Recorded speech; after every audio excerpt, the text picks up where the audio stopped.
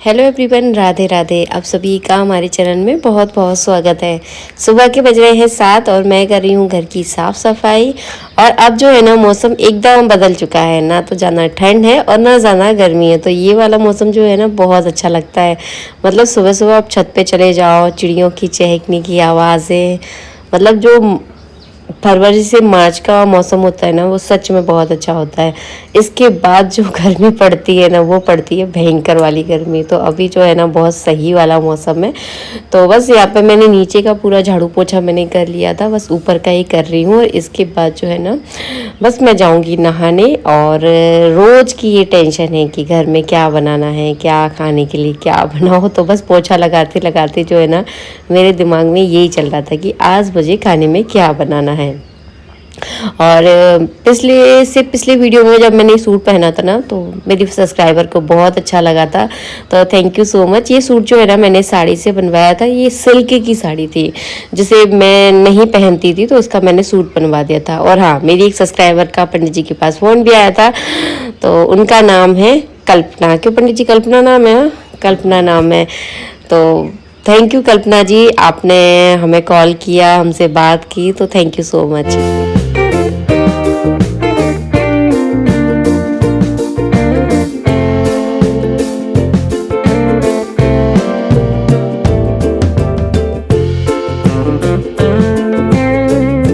और मैं बना रही हूँ यहाँ पर खाना। खाने में आज मैंने डोसा बनाया है, जो कि शायद महीने 1.5 महीने बाद बनाया होगा।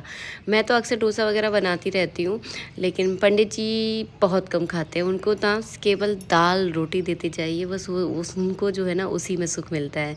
लेकिन बस मेरा मन कर रहा था कि नहीं आज डोसा बनाते हैं। तो यहाँ पर जो है ना मैं लगा रही हूँ चटनी को बघार। नारियल की मैंने चटनी बनाई है। पंडित जी की जो बहन है ना, हमारे यहाँ जब टीका करते हैं ना तो नारियल देते हैं, तो वो नारियल रखा हुआ था। तो नारियल वैसे तो कोई खाता नहीं है, लेकिन हाँ चटनी में नारियल जो है ना बहुत अच्छा लगता है। तो बस मैंने उसकी चटनी बना दी। और भाई दूज पर तो नारियल आते ही, आप लोग समझ ही सकते हो, सभी बहनें अपने भाइयों को नारियल देती हैं। तो मेरे पास 2 नारियल रखे हुए हैं, तो बस उसकी मैंने फटाफट चटनी बनाई। और चटनी में ना मैंने आज पुदीना डाला, उससे ना इतनी बढ़िया चटनी बनी है ना कि पंडित जी को ये चटनी बहुत ज़्यादा पसंद आई है। और बहुत ही बढ़िया कुरकुरे कुरकुरे डोसे बनाए हैं। मैं ना चावल और उड़द की दाल के डोसे बनाती हूँ, रवा ववा के नहीं बनाती मैं। 3 कप मैंने चावल लिए थे, मोटे वाले जो चावल आते हैं वो चावल लेने होते हैं, और 1 कप उड़द की दाल। बस इसको रात भर भिगोया और बस सुबह थोड़ा सा मैंने इसमें दही डाल दिया था, क्योंकि अभी मौसम थोड़ा ठंडा है ना, तो उसमें खमीर नहीं उठता है। तो थोड़ा सा इसको आप दही अगर डाल दोगे ना, तब भी आपके डोसे जो है ना बढ़िया कुरकुरे बनेंगे। तो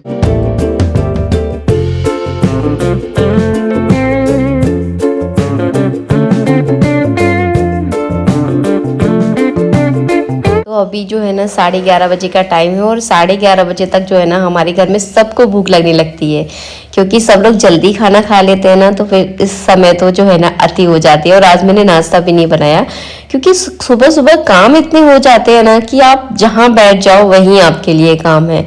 तो मैं इतना ज़्यादा लेट हो गई थी। फिर वहाँ पे लौट के गया, फिर मैं मैडम के यहाँ पे वहाँ से मैं मैम से जाके पूछी, मैम तो कड़ी पत्ता जी, और मैं आई नहीं 15-20 मिनट।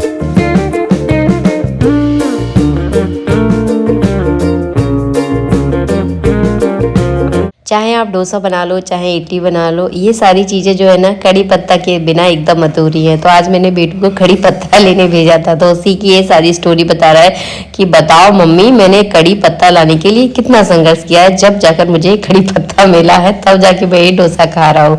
तो सच में डोसा बहुत अच्छे बने हैं, आप सब भी आकर खा लो। और आज आप क्या क्या क्या बनाए हैं मुझे बताना ज़रूर। हाँ, थोड़ा सा खाने का अगर चेंज कर लो ना तो अच्छा लगता है। रोटी सब्जी तो हम रोज़ ही बनाते हैं, थोड़ा सा अलग अलग कुछ बना लो तो सही लगता है।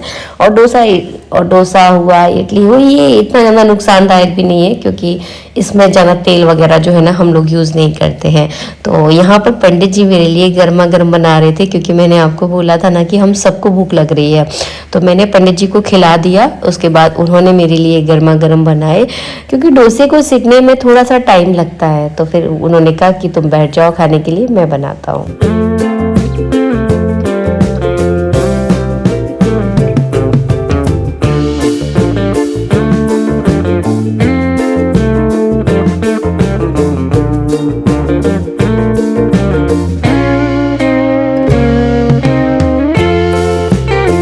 और खाना खाने के बाद जो मैंने सोई हूँ ना 1 घंटे की नींद, इतनी बढ़िया वाली नींद आई है ना कि मेरी दिमाग की एकदम नसें खुल गई थी, बिल्कुल एकदम रिलैक्स मेरा दिमाग हो गया था। बस इसके बाद मैं नीचे आई, पंडित जी ने आज खूब सारी बातियां बनाई है, तो इन बातियों को मुझे घी में डुबो कर रखना है आरती के लिए। भगवान की सुबह और शाम आरती होती है ना, तो हम क्या करते हैं महीने भर के लिए इस तरह से बाती को भिगो के रख लेते हैं, तो आरती करने में बिल्कुल भी दिक्कत नहीं होती।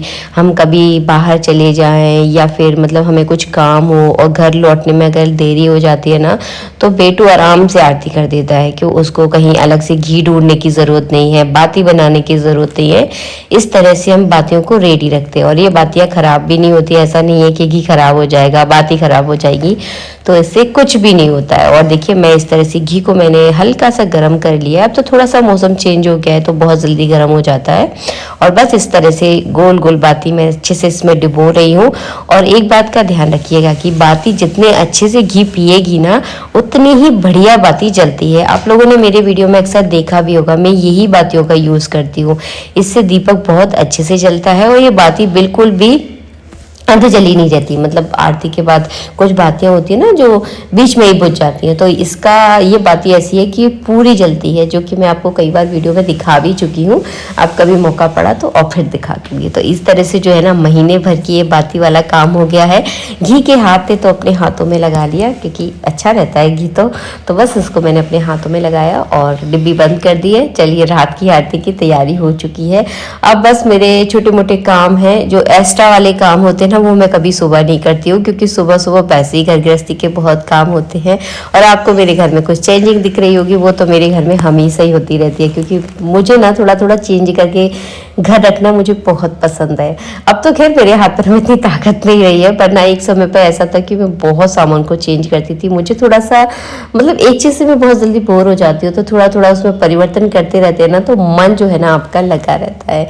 यहाँ पे पंडित जी और मैं हूँ, तो हम दोनों आपस में बातें भी कर रहे हैं और मैं थोड़ा थोड़ा अपना काम भी कर रही हूँ। तो कपड़े वगैरह फोल्ड वगैरह कर रही थी, जो कि दिखाई नहीं दे रहा है।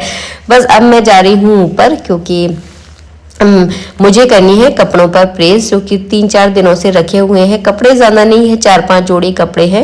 और प्रेस का जो प्लग होता है ना, वो ढीला हो गया है, तो मैंने बेटू को बोला कि सही कर दे, नहीं कर रहा है। पंडित जी तो खैर लाइट वाले काम वो कभी करते ही नहीं, उन्होंने कभी किए ही नहीं है, तो मैं उनको बोलती भी नहीं हूँ। लाइट वाले काम अक्सर मैं ही करती हूँ। तो बस यहाँ पर मैं प्लग को खोल कर देख रही हूँ उसमें दिक्कत क्या है। तो इसका तार निकल गया था, तो बस इसी को मैं लगाऊंगी और फिर ये सारे 4-5 जोड़ी कपड़े हैं तो इनको निपटा लूँ, क्योंकि 6-7 दिन से कपड़े जो है ना ऐसे ही टेबल पे पड़े हुए हैं। इधर से जाते हुए मैं इनको देख लेती हूँ कि हाँ आज करूँगी, उधर से जाते हुए देख लेती हूँ कि हाँ करूँगी। और कपड़े अगर आपके प्रेस होते हैं ना, तो कहीं आप जा रहे हो तो फिर बिल्कुल भी दिक्कत नहीं होती, फटाफट पहनो और निकल जाओ अपने काम से।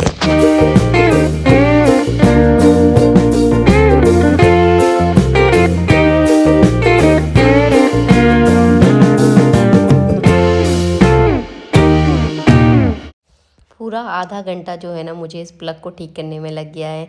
न जाने कितनी बार मैंने इसको खोला और न जाने कितनी बार मैंने लगा कर देखा। फाइनली ये प्लग अब ठीक हो गया है। तो चलिए मैं फटाफट सारे कपड़ों पर प्रेस कर लूँ। 2 से 3 सूट मेरे हैं, बाकी पंडित जी की कुर्ता है और बेटू की शर्टें हैं, जो कि कॉटन के कपड़ों पर प्रेस करना बड़ा ही डिफ़िकल्ट होता है, क्योंकि वो बहुत ज़्यादा कड़क हो जाते हैं, पानी छिड़को जब जाके ठीक ठाक होते हैं। बस प्रेस से जैसे ही फ्री हुई उसके बाद आ गई हूँ मैं मशीन पर बैठ गई हूँ, क्योंकि मैं जो है ना मेला गई थी, तो मेला से जो है ना अभी उठता हुआ मेला है, बिल्कुल ही ख़त्म हो गया है। मतलब 2-4 दुकानें थी जहाँ से मैं अपने लिए जो है ना गाउन लेकर आई हूँ, मतलब गर्मियों में पहनने के लिए मैक्सी लेकर आई हूँ, जो कि केवल मुझे 200-200 रुपये की मिली। अगर मैं मार्केट से लेने जाऊँ ना तो 300, 400, 500 इतनी की मिलेंगी, और एकदम ये प्योर कॉटन की है। तो इनकी जो सिलाई होती है ना वो बहुत ही ज़्यादा मतलब वैसी होती है कि मतलब आप अगर बैठते हो तो वहीं से पूरी सिलाई निकल जाती है, कहीं से थोड़ा सा आपने हाथ तान दिया तो वहीं से निकल जाएगी। तो इन पर एक बार अगर आप मशीन फेर लेते हो ना तो फिर ये फट जाएंगी, लेकिन इनकी सिलाई नहीं निकलेगी। तो बस मैं वही काम कर रही हूँ कि इनकी सिलाई को थोड़ा मैं पक्का कर लूँ, ताकि फिर गर्मियों में बिल्कुल दिक्कत नहीं होती। क्योंकि आपने कपड़ा पहन लिया है फिर बीच बीच में फटता है ना, तो फिर बड़ी गुस्सा सी आती है। तो फिर मैं एक बार जो है इनको पक्का सिलाई कर लेती हूँ, ताकि आराम से मेरी पूरी गर्मियाँ इसमें निकल जाएंगी। और एक जो है ना इस तरह की फ़्रॉक है जो मैं अक्सर पहनती भी हूँ, आप लोगों ने वीडियो में देखा भी होगा। ये केबल मुझे 200 रुपये की मिली थी और पहले मैंने गर्मियों में मंगाई थी ऑनलाइन, वो मुझे आई थी 350 के लगभग आई थी और कपड़ा सेम है, केवल 200 और 350, देखिए कितना अंतर है। और एक मैंने इस तरह की गाउन ली है जिसका मुझे कलर प्रिंट बहुत अच्छा लगा। सामने से धूप आ रही है तो एक कलर प्रिंट इतना आपको दिख नहीं रहा है, अब मैं कभी ना कभी पहनूंगी तो बस दिख ही जाऊंगी। अब जो है ना गर्मियों की पूरी तैयारी जो है ना लगभग हमारे घर में होने वाली है। अब 1-2 दिन में जो है ना मुझे कूलर भी ठीक करवाना है क्योंकि वो भी ख़राब पड़े हुए हैं। यही है कि गृहस्थी के काम कभी ख़त्म नहीं होते, अगर आप काम करने बैठो ना तो एक ना एक काम आपको अपने घर में दिख ही जाएगा। तो बस अब मुझे इनसे पीछे पड़ के कूलर को ठीक करवाना पड़ेगा क्योंकि नवरात्रि के बाद जो गर्मी पड़ती है ना वो फिर सहन नहीं होती। तो चलिए काम काज तो हमारा गृहस्थी का इसी तरह चलता रहेगा। वीडियो का यही एंड करते हैं, मिलेंगे नेक्स्ट वीडियो में। राधे राधे।